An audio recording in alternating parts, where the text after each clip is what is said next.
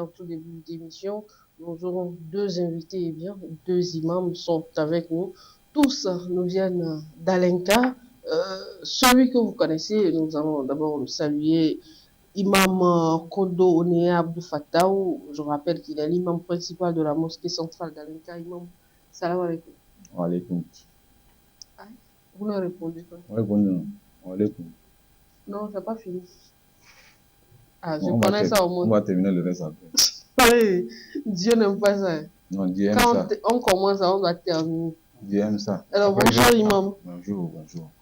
Alors, le second invité, c'est Tchakondo Oudou. Il est l'imam du centre d'Arnaud à Alenka. Imam, bonjour. Bonjour. Merci d'avoir fait le déplacement. Merci. C'est un plaisir pour nous de vous avoir sur ce plateau. Mais d'abord, Darnaud, là, ça veut dire quoi? Dan, on veut dire la maison de la lumière. Okay. C'est un centre éducatif. C'est Dar, là, qui est... Dar qui est maison, cité ou maison. Et Nour qui est Nour, c'est la lumière. Ah, donc, les musulmans qui s'appellent Nour, là, ça veut dire... Oui.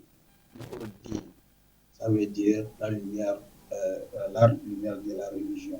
Okay. Donc, moi, non musulman, je peux avoir mon enfant et l'appeler Nour. Non, il n'y a pas de problème. Il n'y a pas de souci. Abdou, il faut écrire ça quelque part. Mon prochain bébé s'appellera Nour. Alors, Imam, vous étiez avec nous il y a quelques semaines. Il y a un sujet qui s'est invité. Vous avez promis de revenir sur ce sujet. C'est le sujet concernant le monde spirituel, notamment le monde des djinns. Aujourd'hui, vous êtes là avec un de vos collègues et nous parlerons de ce monde-là. D'abord, Imam, j'ai deux imams. Quand je me tourne vers quelqu'un, que la personne sache que c'est elle.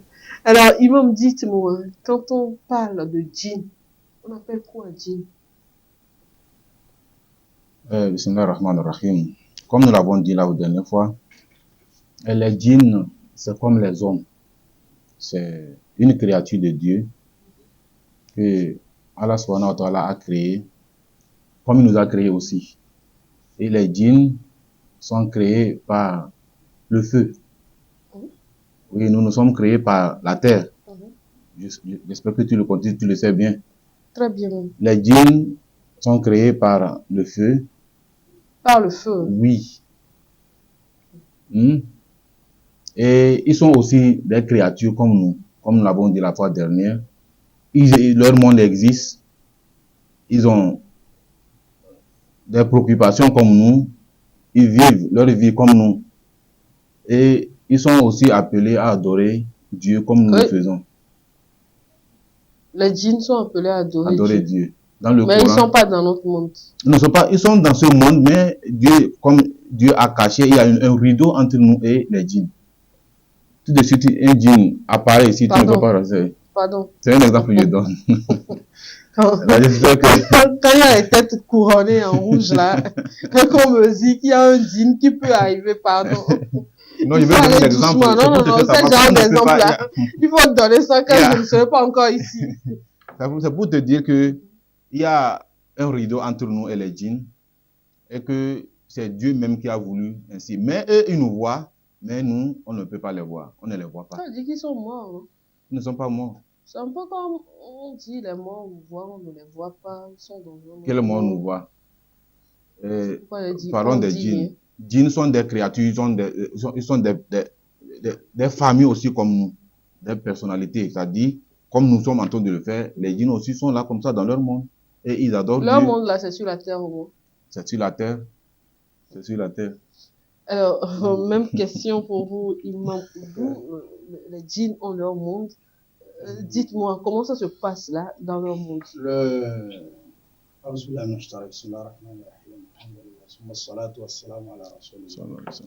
Avant de commencer, je rends grâce à Dieu. Et je le remercie pour toute sa grâce qu'il a comblée sur nous tous.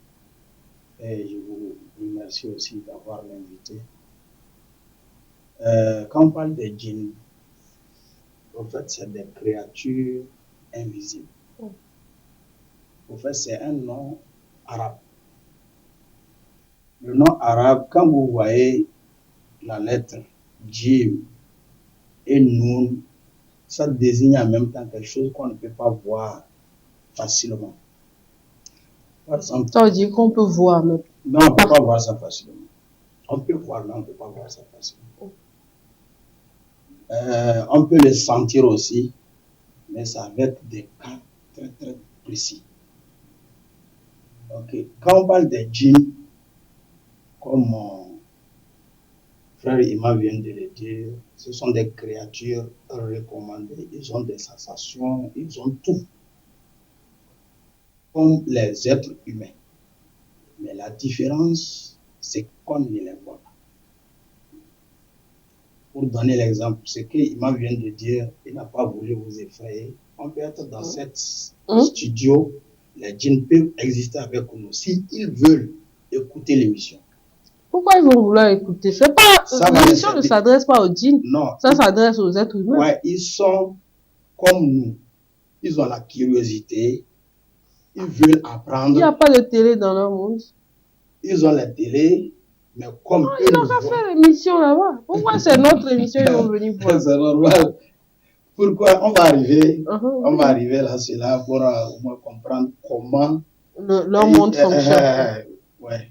Comme vous venez de demander, vraiment, le monde des djinns, on peut même prendre 10 émissions, on ne peut pas terminer. Parce que l'étude là est trop profonde et délicate. Si vous voulez, on peut faire une série d'émissions, nous sommes ouvertes. Non, il n'y a pas de... à vous. Là, la télé est là, quand vous voulez. D'accord, je vais préparer. On fait une série d'émissions pour permettre à nos téléspectateurs musulmans ou chrétiens aussi de comprendre certaines choses. Ça dépendra de votre disponibilité. Les djinns, ils ont leur particularité. Alors, dites-moi, vous, en tant qu'homme de Dieu, est-ce qu'il vous est une fois arrivé d'entrer en contact avec les djinns? Oui, oui, le moment où on est en train de pouvoir guérir ou bien sauver un possédé. Ça arrive que le djinn qui est possédé, qui est en train de déranger notre frère là, ça le dérange parce qu'on a des versets spécifiques pour pouvoir s'en débarrasser des êtres invisibles et des démons sataniques là, les trucs là.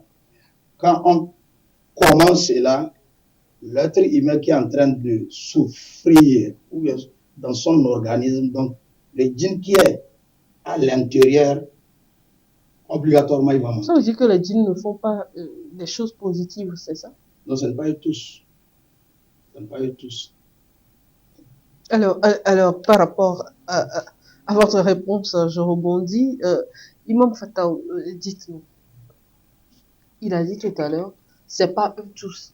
Est-ce qu'il y a les bons djinns ou il y a les mauvais djinns? Oui, c'est ça que j'ai dit. Par exemple, dans notre monde, nous avons les bons comme les mauvais. C'est comme ça aussi au niveau des djinns, comme j'ai dit, c'est une créature que Allah subhanahu wa ta'ala a créée aussi pour son adoration. Il y a aussi des bons et des djinns. Qu'est-ce qui nous prouve cela? Quand le prophète de l'islam, sallallahu alayhi wa sallam, était dans une place à Taïf, à la Mecque, il y a une ville on appelle Taïf, il était là-bas un jour, comment le contact du monde des djinns et le monde des humains ont commencé au niveau de l'islam. Les djinns, avant, ils étaient là. Oh, non, on va parler de ça, le contact, comment se fait le contact entre les deux mondes. Ici, mais dites-nous, oui, ici, dans le Coran, eux-mêmes, ils ont dit, ceux-là qui ont été, oui, les djinns, ils ont dit dans le Coran, Dieu a dit par leur bouche ce que les djinns ont dit à leurs frères quand ils sont venus voir le prophète avec ses disciples. Et quand ils sont retournés, ils ont dit, à partir d'aujourd'hui, nous avons laissé les idolâtries. Nous avons laissé le mensonge. Nous avons laissé tout ce que nous faisions qui n'était pas bon. À partir d'aujourd'hui, nous sommes musulmans. Vous voyez, non? Et donc, parmi eux, ils ont dit que dans leur monde, il y a les djinns musulmans, il y a les djinns chrétiens, il y a les djinns féticheurs, animistes, il y a tout ça. La manière dont notre monde est composé, c'est comme ça chez eux aussi. Est-ce que je vous balance la même question? Vous avez une fois échangé avec les djinns? Oui, on échange avec le djinn, mais invisiblement. Par exemple. Donc vous sortez de votre corps. Non, c'est pas moi. C'est djinn qui vient sur une personne et il parle. Ah, ok. Le djinn. Le djinn, par exemple. Tu peux venir sur Abdou, je prends Abdou. On prend l'exemple d'Abdou. Le djinn vient sur lui et il parle avec nous. Par exemple, Abdou, tout de suite, donc vous ne pouvez pas le voir. Non. On va le sentir. Il rentre dans le corps de quelqu'un et à travers cette personne, il vous parle. Sentez. Quand tout de suite, nous sommes avec Abdou. Abdou se lève tout de suite, il regarde comme ça. On sait que ce n'est pas Abdou lui-même. Tu l'appelles Abdou, il ne va pas répondre. Il faut le gifler, il va revenir. Il faut le gifler. Non. Il y a certains versets, par exemple, dans les églises, les pasteurs le font. Il va lire ce qu'il va lire. Par exemple, dans le Coran, il y a les versets. Quand tu lis ça en même temps, tout de suite, la personne va revenir. Tu sens que c'est toi qui vas te donner un autre monde. Nous sommes dans une situation où j'ai pas de Coran, j'ai rien, puis la personne est attaquée. En fait, oui, c'est ça, on dit non. Ce que tu as dans la tête. Ok. Ce que tu as dans la tête, ce n'est pas ouvrir le Coran ou bien la Bible, non. Dans le Coran, il y a les versets, par exemple, les petits versets, tu lis ça sur lui. Par exemple, parce que les djinns qui sont mauvais là, le Coran les brûle. N'importe quel verset. Ils sont feux, non? Qui va non, oui, ils sont feux, mais par ça, le Coran les brûle. C'est-à-dire, ils n'arrivent pas à résister avec ça. En ce temps, la personne va te dire, tu lui demandes quel est ton nom. C'est toi qui va te donner un autre nom que tu ne connais pas. Tu as quel problème avec lui? Dit que non, c'est tel, quand il était comme ça. Donc c'est un peu comme se passent les délivrances dans les c'est ça, c'est la même chose. Alors, Imam, dites-nous, comment fonctionne le monde des djinns? Parce que là, vous nous dites qu'ils ont leur monde, ils fonctionnent comme leur monde là. Comment ça se fait? Est-ce que ce sont des gens qui se lèvent le matin, s'habillent, vont au service, reviennent, ont des familles? Comment ça se fait? Je vais vous donner un exemple de leur monde. Il fut un temps, on avait un frère qui a eu une bourse d'études en Arabie Saoudite. Et voilà un djinn qui est musulman a aimé la personne là. L'aimer comment? Il a aimé parce que la personne pratique bien l'islam. Donc ce n'est pas un djinn mauvais. Donc chaque temps, quand la personne l'a vu apprendre, il n'a pas la difficulté d'apprendre. C'est-à-dire, et un jour, ils sont dans leur cité, dans leur chambre. Ils sont à 4. Les étudiants, ils sont à 4. Voilà, quand les autres sont dormis, avec les autres, il reste le monsieur, il est en train de lire. Qui? Le monsieur duquel le djinn est amoureux. Ouais. Mais le monsieur ne sait pas.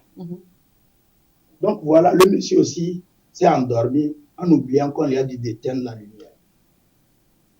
Et d'un coup, l'autre qui est au milieu a vu le bras s'est allongé comme ça, éteint la lumière est revenue. Et il a eu peur. Et le lendemain, il a demandé, monsieur, hier j'ai vu, c'est quoi ton problème? Que non, moi-même, je ne sais rien. Ok, donc il dormait. Son bras est éteint. Oui, son bras est éteint. Maintenant, lui-même, il ne sait rien. C'est là maintenant. Ah, c'est Jinja ou bien. Non, il s'est dirigé vers leur isolement. Le gars, une sorcellerie qui le dérange. Les gens de chez Abdou, là, vous êtes sûr que c'est pas. Et on lui a dit que vraiment, on doit le lire le Coran pour voir s'il est possédé. Effectivement, quand on a commencé, le djinn a monté comme l'imam vient de dire, que non, lui n'est pas venu, lui ne l'est même pas possédé, mais il est à côté de lui. Parce que, façon dont lui, c'est un peu comme ce qu'on appelle ange gardien chez nous. Pour l'assister. Pour l'assister. Parce que quand il lit, lui, il aime écouter. Et il a oublié d'éteindre la lumière pour que ses frères ne le grondent pas. C'est pourquoi lui, il a fait ça à sa place. Est-ce qu'il ne pouvait pas faire ça lui-même? Il a besoin de prendre le bras de la personne. Ouais, c'est pour que on va arriver. Le monde des djinns, Dieu les a créés, ils peuvent se transformer en toutes choses. un être humain, imam que vous voyez, moi que vous voyez, Hein? vous pouvez le Attention, trouver. attention. Si vous voulez vous transformer, attention. Finissons l'émission d'abord. Ah oui, oui, non, c'est pas nous mais qui Parce que tout ce qui va se passer ici, vous ne pas assumer. Surtout les animaux. Leur monde se transforme en n'importe quoi. C'est pourquoi nous, dans notre religion, on nous interdit de sortir dans les nuits tard. Ah, ok. C'est dans la nuit qu'ils se promènent. Souvent, dans la nuit, ils se promènent plus que dans la journée. Bon, ça, il faut parler au Abdou, là. Si c'est dans la nuit, là, moi, je suis sauvée. Alors, dites-moi, la dernière fois, vous avez abordé un sujet. Un djinn qui peut prendre pour époux ou pour épouse un être humain. Pourquoi ne pas se marier entre eux et venir ici se marier? Oui, comme nous l'avons dit. Alors, en temps, Abdou, il paraît que dans la nuit, les djinns sont beaucoup, hein, donc. En promenant, il faut limiter les promenades. Si l'on boit là, Dieu même sait. Ok, cet exemple, très simple. Parce que vous savez, les djinns, comme eux, ils nous voient, nous, on ne les voit pas. Ils aiment ce que nous aimons. Pourquoi ne pas aimer ce qu'ils ont là-bas? Non! C'est que eux, ils ont cette supériorité sur nous. C'est Dieu qui a fait comme cela. C'est pour cela qu'ils nous voient, nous ne les voit pas. Par exemple, pour éviter tout ça, là, vous allez voir en islam, comme dans n'importe quelle religion, même dans l'animisme, non. Par exemple, prendre une housse. Quand tu finis de manger, tu jettes une housse là. C'est ça, eux, ils mangent. Oui. Écoute, quand même si je mets ça dans la pour uriner sur une housse jetée, ce n'est pas bon. Dans n'importe quelle religion.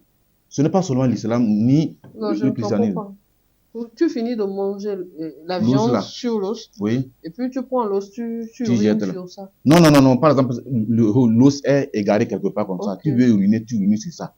On nous interdit ça parce qu'eux, ils utilisent ça pour manger. Comme leur manger.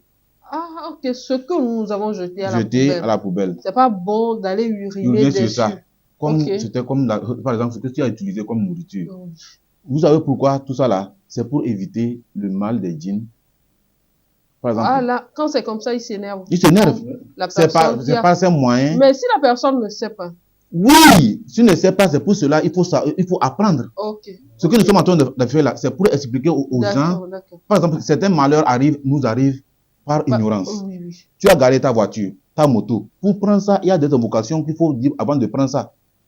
En islam, n'importe où. Tu vois, non? Pourquoi? Parce que quand tu as garé ça, un djinn peut se transformer en ça. Dans la sorcellerie, ceux qui pratiquent la sorcellerie connaissent ça bien. Et quand tu viens, tu prends ça, tu démarres en allant, lui veut changer maintenant. Il veut ramener ta chose et partir. C'est ça qui crée des accidents. Par exemple, une fille jolie qui sort la nuit. Un djinn peut rester quelque part comme ça dans un coin, la voir passer et le djinn va l'aimer. Quand le djinn va m'aimer maintenant, le djinn va chercher par quel moyen être en contact avec elle. C'est ça qui fait que tu vois certaines femmes, certaines filles, quand on lui parle du garçon, du mariage, c'est un problème. Lui ne veut pas écouter ça. Parce que les nuits, les djinns viennent la satisfaire. Faut pas envoyer les balles ici. Non, les djinns viennent la satisfaire. Il y a certains hommes, la nuit comme ça, dans son sommeil, il est bien satisfait. Je connais quelqu'un ici. Je suis sûr qu'il a un truc comme ça. Si c'est comme ça, rappelle-moi ça demain, je lui pose la question. Si c'est comme ça, il faut chercher à savoir d'abord, est-ce que la personne n'est pas possédée à un djinn, une femme, ce qu'on appelle Mamiwata. Ah, donc les djinns fonctionnent un peu comme les mamies. Oui, c'est leur monde. C'est leur monde, ça. C'est leur monde. C'est ceux qui se font, par exemple, ceux qui ont dessiné Mamiwata là. Ceux qui ont dessiné les mamans dans les dessins que nous voyons. Je rappelle à ceux qui nous suivent. C'est juste une imagination. Les Mamiwata, ce sont les sirènes. Très bien. C'est ça, quelque chose comme ça. Maintenant, quand le djinn femme marie un homme, cet homme, on comprend dans ses actions, dans son comportement. Quand tu veux lui parler tu veux parler avec de femmes, il ne veut pas écouter. Quand il est seul comme ça, il est satisfait. La nuit, qu'est-ce qui se passe? La personne va dans son sommeil avoir des rapports avec, c'est-à-dire dans le Maintenant, sommeil. nous savons que quand un homme et une femme entretiennent des rapports sexuels, excusez-moi, la finalité, ce sont des enfants. Oui, Maintenant, un homme s'en va faire entretenir des relations sexuelles avec un djinn, esprit. l'esprit. La finalité, c'est quoi? C'est les enfants. Les enfants sont où? Les enfants sont dans leur monde là-bas. Pourquoi ne pas les amener Tu ne peux pas les amener parce que c'est eux qui dominent. Et s'ils finissent par vous emmener là-bas? C'est ça qui fait que des fois, tu vois une personne, il prend la route dans la brousse des années, des mois. Il est là-bas, il est satisfait, il mange. C'est les djinns là qui lui donnent à manger, ils font ça. Mais nous, pour guérir cette personne, il y a les moyens. Maintenant, chercher à comprendre comment ça se passe là-bas, c'est un monde très vaste, comme l'a dit Imam. Et que quand tu veux rentrer là-bas, tu ne sais pas, tu vas te noyer. Moi, j'ai pas envie de rentrer là-bas. Alors, dites-moi, Imam, Oui. est-ce qu'il peut arriver que quelqu'un qui est entré dans, qui a une femme ou bien un mari, djinn par exemple, est-ce que cette personne, c'est possible qu'on coupe les liens Oui, oui, c'est possible. et que cette personne redevienne, Oui, oui, excusez-moi, un normal? C'est normal. Comment ça se fait? Ça se fait par des prières, par des évocations. Comme le dit Imam, vraiment, si quelqu'un est possédé par femme ou homme, djinn, vraiment, il n'a qu'à vite se faire guérir. Sinon, c'est très grave. Est-ce que les gens même prennent conscience vite? C'est ça, on a des signes. Des fois, c'est à partir de 45 ans qu'on dit que cette personne est possédée. Ouais, tout ça là, c'est pourquoi j'ai dit, si vous permettez, on peut faire des séries d'émissions. Vous voyez, on a des signes, quand tu vois ça même sur toi-même, il faut beaucoup faire attention. Tu peux être marié, tu te retrouves avec ta femme le moment des rapports, tu te retrouves faible, mais après, quand la dame passe ou bien le monsieur passe, tu te retrouves en vie. Et même. Donc, dans le lit conjugal, oui, tu n'es plus au garde à vous. Oui. Mais quand tu quittes le lit conjugal, tu as de oui, même tu peux même avoir des filles dehors, tu fonctionnes bien, mais dans le lit conjugal, non.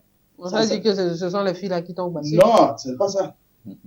C'est pas ça. C'est les djinns. Voilà pourquoi les djinns ne t'empêchent pas quand tu es infidèle. Parce que les filles là ne sont pas engagées, comme ta femme. Donc, les filles font ce que l'autre, les djinns aussi font ça. Oh. Tout le monde, les deux sont voleurs. Toujours pour les voleurs. Elles ne sont pas voleurs. C'est l'homme qui est allé vers elles. Les deux sont voleurs. Sur le deuxième point, on a des signes. Vraiment, moi je vais avertir ça à nos sœurs et mamans de beaucoup faire attention. L'enfant ne t'allait pas. Tu te réveilles très tôt le matin, au bout de tes seins, tu sens comment t'as allaité. C'est-à-dire, tu sens un peu de douleur. Il faut passer à des prières. Dis que tu as un enfant de oui. Qui a t'aidé toute la nuit. C'est ça. Il faut te réveiller. Imam aussi a développé quelque chose. En disant, quand il y a des contacts, ils doivent avoir des enfants.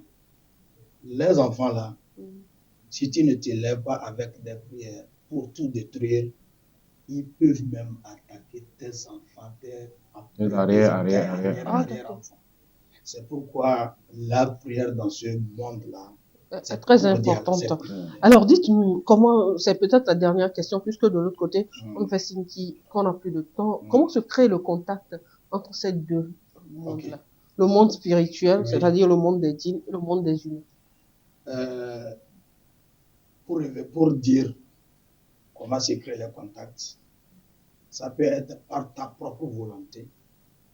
Tu veux un djinn, tu fais ce qu'il te demande par intermédiaire des sorciers et des idolâtres. Parce que non, j'ai pas compris. Hein. Est-ce que les djinns donnent de l'argent, donnent de la richesse? C'est quoi? Comment tu peux te lever, vouloir avoir un contact avec ce qui est spirituel? On a déjà parlé que les djinns sont comme nous. Parmi nous, on a ceux qui aiment de bonnes choses et parmi nous, on a des mauvais. Ceux qui aiment de n'importe quoi. Tu vas voir quelqu'un en train de faire quelque chose, tu vas te demander, un être humain fait ça? C'est comme ça aussi dans leur monde. Vous voyez, si tu te dis, je vais gagner facile. Exemple, je donne. Je vais gagner facile. Donc, tu te diriges vers ce qui côtoient beaucoup avec ces spiritualités, les trucs sataniques là. Ils vont te donner des conditions. C'est les conditions là qui te mettent en contact avec les djinns. Et gare à toi. Eux, ils sont toc. Ils te disent, mange à 7 heures, tu dois manger à 7 heures. Tu dépasses à 7 heures, on te gifle. Ouais, c'est comme ça. Et Dieu. On te dit, quand tu dépasses à 7 heures, on te met en prison, on te met en prison. Dans leur monde, ça. Dans leur monde. Comment tu peux retrouver un être humain emprisonné par les djinns? Exemple plus bref, des fous qu'on voit dans les rues. Pas tous les fous qui est naturel, mais beaucoup de leur folie là, c'est dû à leur contact avec des djinns. Pour n'avoir pas exécuté... Respecter les conditions. Respecter les conditions et n'avoir pas vivre comme cela ce dont Dieu nous a recommandé. Par exemple, on a des passages qui nous disent quand tu vas pour uriner, comme l'imam vient de dire, ou bien quand tu veux verser de l'eau chaude, regardez comment nos vieux même nous ont enseigné des bonnes choses. Quand tu veux verser de l'eau chaude, fais attention. Il y a des créatures que tu ne vois pas. Donc, je me souviens que ma grand-mère avait l'habitude de me dire, c'est pas seulement l'eau chaude, mais quand tu veux verser de l'eau la nuit, il faut dire pardon. Genre, comme si tu veux passer et qu'il y a quelqu'un à côté, la manière dont on dit excuse-moi. Exactement. Ce n'est pas pour rien ta grand-maman t'a dit ça. Parce qu'ils ont cette éducation depuis le bas âge. Comme ils sont en train de nous transmettre cette éducation. Il faut qu'on applique ça. Ce n'est pas seulement dans le Coran, mais on a des bons actes nous-mêmes en Afrique ici que nos pères et mères nous lèguent ça. Donc quand tu verses de l'eau n'importe comment, il peut être là-bas avec sa famille. Et tu les verses de l'eau, ils vont s'énerver comme tu ne les vois pas.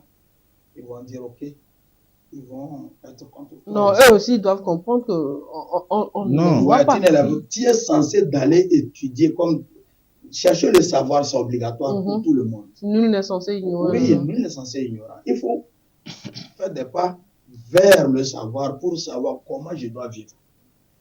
Par exemple, on nous dit, pour sortir la nuit, on a des évocations. Si une obligation vient pour sortir dans la nuit tard, on a des prières que tu dois faire avant de sortir. Mon frère, tu es censé connaître ça. Si tu ne connais pas et tu sors, quelque chose t'arrive, donc tu l'as voulu toi-même. Alors, Imam Kondo Fata, vous avez quelque chose à ajouter par rapport au monde, au contact entre le monde physique et le monde spirituel? Je crois que c'est avec vous que vous avez clôturé. Non, ce que j'ai ajouté, c'est que ce que nous devons savoir, nous, en tant qu'humains, on doit rester dans notre monde. Mais c'est eux qui viennent vers nous. Non, c'est nous qui allons. Lorsqu'on a jeté là-bas, c'est dans leur monde. Non, écoute, c'est nous qui allons vers eux. Comme l'a dit, tout de suite, ce qui nous met en contact avec les djinns, c'est des fois nos vœux. Je veux tant, je veux la gloire, je veux comme ça, je veux comme ça. Et que cela ne peut pas arriver. Par exemple, je veux dans 2 ans devenir milliardaire. Et les djinns, tu vas chez un marabout, il te recommande, va faire comme ça la nuit, va te laver au carrefour, va faire comme ça. Tu vois les choses qu'on met dans les carrefours, dans les calebasses, tout ça là. C'est pour les djinns. C'est pour avoir des contacts avec les djinns. Quand tu te mets en contact avec lui, et tout ce qui va arriver dans ta vie, et des fois, cela nuit toi et tes générations qui vont te suivre. Et maintenant, si, par exemple, pour moi, si quelqu'un est possédé tout de suite, on sait que voilà le remède, voilà les moyens par lesquels il faut passer pour guérir la personne. C'est ça que nous devons apprendre. Mais comment être en contact avec eux, tout de suite, tu veux une femme, je vois une fille, une belle fille, que je la draguer. Je donne un exemple. Vous ne devez pas faire ça. Non, j'ai essayé, un exemple que je donne. Okay. Je la drague, elle refuse. Je vais aller chercher les moyens par les djinns et on me lance un djinn sur elle. Elle vient automatiquement elle-même chez moi. On l'oblige. On l'oblige de venir, mais ce n'est pas par son bon gré. Ça, c'est pas Après, l'homme va payer. Il va payer qui? Il va payer. Les djinns là, non. Oui, oui, oui. Oui, il va payer, non. Normal. Leur contact, c'est comment? Par exemple, tu demandes un service à un djinn, il te fait, par exemple, aujourd'hui, je veux 1 million. Djinn va dans un banque, il vaut l'argent. Il a tout amené. Les porte-monnaies magiques qui se passent aujourd'hui là, c'est le monde des djinns, les contacts avec les djinns. Chaque jour, il t'amène 100 000, il te met dedans, mais on te dit de bouffer les 100 000 là dans la journée. Les 100 000 ne doivent pas plus rester dans la journée, à la fin de la journée. Et tu es obligé d'aller faire manger n'importe quoi. C'est comme ça le contact là. Le djinn t'amène tout ça. C'est de l'argent. C'est une fille que tu veux. C'est la gloire. Je veux être président. Je veux être ceci. Or, ils vous posent des conditions. Tu respectes les conditions. Et ils te donnent ça. Mais ce n'est pas éternel. Parce que un jour viendra, tu vas payer tout ça. On te dit chaque jour, par exemple, vous avez suivi dans les films. Et les films que nous suivons sur les médias, c'est des leçons. Merci à vous, Imam Kodone Abdou Fattah, imam principal de la mosquée centrale d'Alenka. Merci à vous aussi, Imam Tchakondo Oudou. Vous êtes imam du centre d'Arnaud qui est Maison de la Lumière à Alenka. Merci à vous. J'espère que cette émission sera le début d'une série d'émissions concernant le monde spirituel. Là, je crois qu'il y a beaucoup de choses que nous méprisons aujourd'hui et qui entraînent beaucoup de malheurs dans nos vies. Merci à vous d'avoir accepté notre invitation. Merci. Chers téléspectateurs, merci à vous de nous avoir suivis. On se donne un rendez-vous dimanche prochain à partir de 13h.